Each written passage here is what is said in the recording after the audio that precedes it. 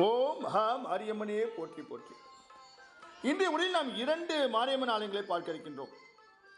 பொன்மலையில் அமைந்திருக்கும், அதாவது திருச்சிக்கு அருகாமையில் இருக்கும் பொன்மலையில் அமைந்திருக்கும் செல்வமுத்து மாரியம்மன், இரண்டாவது மதுரையிலேயே அமைந்திருக்கும் அருள்மிகு தேவி கருமாரியம்மன் திருக்கோயில் இரண்டையும் பார்க்க இருக்கின்றோம். முதலில் பொன்மலையில் அமைந்திருக்கும் செல்வமுத்து மாரியம்மனை பார்ப்போம். பொன்மலை திருச்சியிலிருந்து 6 கிலோமீட்டர் தொலைவில் இருக்கின்றது. சத்திரம் பேருந்து நிலையம் மற்றும் மத்திய பேருந்து நிலையத்திலிருந்து மாரியம்மன் கோயிலுக்கு செல்வதற்கு நிறைய பேருந்து வசதிகள் இருக்கின்றன. ஒரு சமயம் பொன்மலை வாழ் ரயில்வே தொழிலாளிகள் தங்களுக்கு தங்க இடம், நல்ல வேலை கிடைத்தமைக்கு நன்றி செலுத்தும் வகையில் அந்த ஊர் மண்ணை எடுத்து வந்து ஒரு சிறிய சூலாயுதத்தை நட்டு தெய்வமாக வழிபட்டார்கள். பொன்மலை பகுதியில் 7000 பேருக்கு மேல் வேலை செய்யும் தொழிற்சாலையும் அவர்களது குடியிருப்புகளையும் செய்து கொடுத்திருக்கின்றோம் என்ற இருமாப்போடு இருந்த வெள்ளைக்காரரின் கனவில் அம்பிகை தோன்றி, இவ்வளவு கட்டிருக்கியே, எனக்கு ஒரு கோயில் கட்டக்கூடாதா என்று வினாவினார். வெட்ட வெளியில் இருக்கும் என் சூலாயுதத்திற்கு ஒரு கோவில் எழுப்பினால் இங்குள்ள தொழிலாளர்களையும் தொழிற்சாலை நன்றாக நடக்கவும் அருள் செய்வதாக கூறியதை கேட்டு நெக்குருகி போனார் அந்த வெள்ளைக்கார துரை. பின்னர் அம்பாளுக்கு கோவில் கட்டி செல்வமுத்து மாரியம்மன் என்று பெயரிட்டு வணங்கினார். ஸ்ரீ விநாயகர், ஸ்ரீ ஹனுமான் ஆகியோருக்கு தனி சன்னதி அமைக்கப்பட்டது. அம்மன் கிழக்கு பார்த்து அமர்ந்த திருக்கோலத்தில் அருள் புரிகின்றார். ஸ்ரீ செல்வமுத்து மாரியம்மனுக்கு அபிஷேகம் செய்து எலுமிச்சை மாலை சாத்தி வழிபட குழந்தை வரம், திருமணம் ஆகிய சுப நிகழ்ச்சிகள் நடைபெறுகின்றது. இங்கு பிரதோஷ வழிபாடு, புரட்டாசி வழிபாடு என விழாக்களுக்கு குறைவே கிடையாது.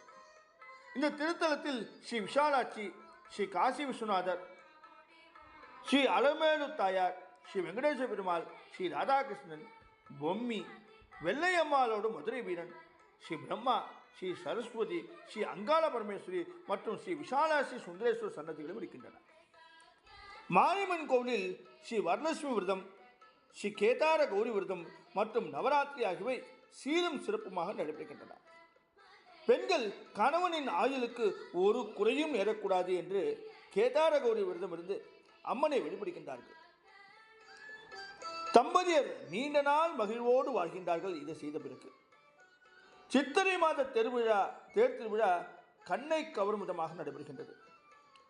பொன்மலை பகுதிவாழ் மக்களுக்கு ஸ்ரீ செல்வமுத்து மாரியம்மனே கண்கண்ட தெய்வமாக இருக்கின்றார்.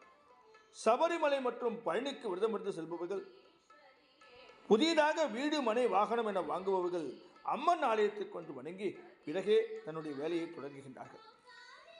அடுத்ததாக மதுரையில் அமைந்திருக்கும் அருள்மிகு தேவி கருமாரியம்மன் கோயிலையும் பார்த்துவிடலாம். மதுரையில் இருக்கும் எல்லிஸ் நகரில் விளங்கும் புகழ்பெற்ற மாரியம்மன் கோவில் பல ஆண்டுகளுக்கு முன் காடாக இருந்தது.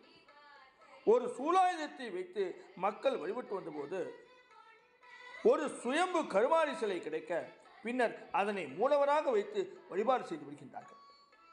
இந்த தலத்துக்கு ஒரு முறை வந்து வழிபட்டாலே நமது தேவை அறிந்து கொடுத்து காத்திடுவாள் இந்த தேவி கருமாரி. இங்கு கோவிலுக்கு முன்னும் பின்னும் அரசும் வேம்பும் இணைந்து வளர்ந்து வருகின்றன.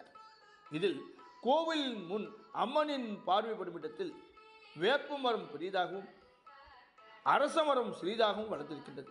அதே போல கோவிலின் பின்பாகத்தில் அரசு பெரியதாகவும் வேம்பு சிறிதாகவும் வளர்ந்திருக்கின்றது. இது மிகவும் குறிப்பிடத்தக்க ஒரு செய்தி. கிழக்கு பார்த்த இந்த சன்னதியில் ஐம்பொன்னில் அமைந்திருக்கும் உற்சவமூர்த்திக்கு நாள்தோறும் வெவ்வேறு அலங்காரங்கள் சிறப்பாக செய்யப்படுகின்றது. இந்த திருக்கோவிலில் விநாயகர், முருகன், சிவன், நாகர், துர்க்கை, தட்சிணாமூர்த்தி, ஆஞ்சநேயர், அஷ்டலட்சுமிகள், நவக்கிரகம் ஆகியவை எல்லாம் அமைந்திருக்கின்றன.